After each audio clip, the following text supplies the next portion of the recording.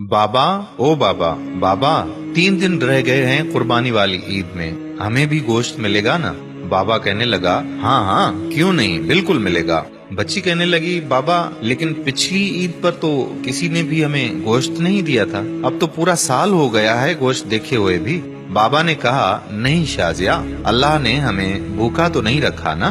मेरी प्यारी बेटी, हर हाल में अल्लाह का शुक्र अदा करना चाहिए। डॉक्टर साहब कुर्बानी के लिए बड़ा जानवर लेकर आए हैं और मास्टर जी भी तो बकरा लेकर आए हैं ना। हम गरीबों के लिए ही तो कुर्बानी का गोश्त होता है, अमीर लोग तो सारा साल गोश्त ही खाते हैं। खैर, आज ईद कुर्बान पर मौलवी साहब बयान फरमा रहे हैं कि कुर्बानी में गरीब मिस्कीन लोगों को नहीं भूलना चाहिए, उनके बहुत हुकूक होते हैं। शाजिया का बाप भी नमाज अदा करके घर पहुंच गया। घंटा भर इंतजार करने के बाद शाजिया बोली कि बाबा अभी तक गोश्त नहीं आया। बड़ी बहन राफिया बोली, चुप हो जाओ शाजी, बाबा को तंग क्यों कर रही हो? वो चुपचाप दोनों की बातें सुनता रहा और नजरअंदाज करता रहा। काफी देर गुजरने के बाद जब कहीं से गोश्त नहीं आया तो शाजिया की माँ बोली कि जी सुनिए जी, मैंने तो प्याज और टमाटर भी काट दिए हैं, लेकिन कहीं से अभी तक गोश्त नहीं आया। कहीं भूल तो नहीं गए हमारी तरफ गोश्त भिजवाना? आप खुद जाकर मांग लें। बाप बोला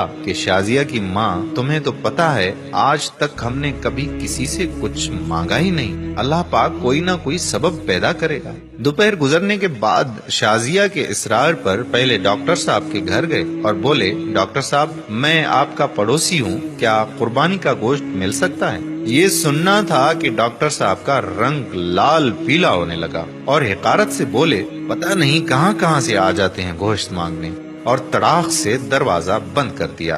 तौहीन के एहसास से उसकी आंखों में आंसू आ गए और बोझल कदमों से चल पड़ा। रास्ते में मास्टर जी के घर की तरफ कदम उठे और वहाँ भी वही दस्ते सवाल। मास्टर जी ने गोश्त का सुनकर अजीब सी नजरों से देखा और चले गए। थोड़ी देर बाद बाहर आए तो शापर देकर जल्दी से अंदर चले गए, जैसे उसने गोश्त मांगकर बड़ा गुनाह कर दिया हो। घर पहुंचकर देखा तो सिर्फ हड्डियां और चर्बी। खामोशी से उठकर कमरे में चले गए और खामोशी से रोने लगे। बीवी आई और बोली कि कोई बात नहीं, आप गमगीन ना हो, मैं चटनी बना लेती हूँ। थोड़ी देर बाद शाजिया कमरे में आई और बोली, बाबा हमें गोश्त नहीं खाना, मेरे पेट में वैसे भी दर्द हो रहा है। ये सुनना था कि आंखों से आंसू गिरने लगे और फिर फूट फूट कर रोने लगे। लेकिन रोने वाले वो अकेले नहीं थे, दोनों बच्चियां और बीवी भी आंसू बहा रहे थे।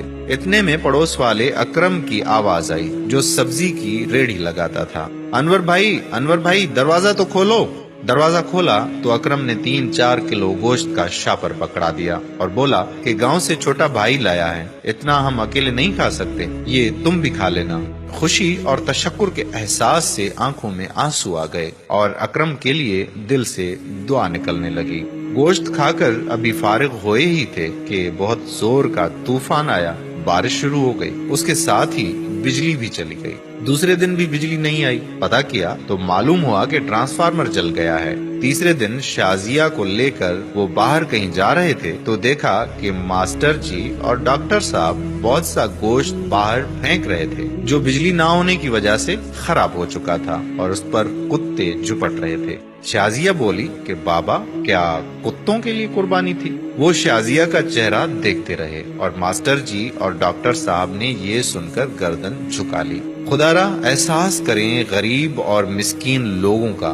ये सिर्फ वीडियो ही नहीं, अपने आसपास खुददार मसाकीन की जरूरतों से हमा वक्त आगाह रहने की आपसे दरख्वास्त भी है। इस कुर्बानी पर अपने पड़ोस में खुददार मसाकीन को भी जरूर उसका हिस्सा दें ताकि वो आपके लिए दुआगो हों।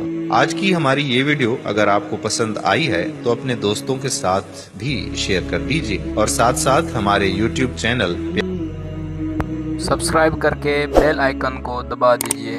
जज़ाकल्लाहु खैरा। जज़ाकल्लाह।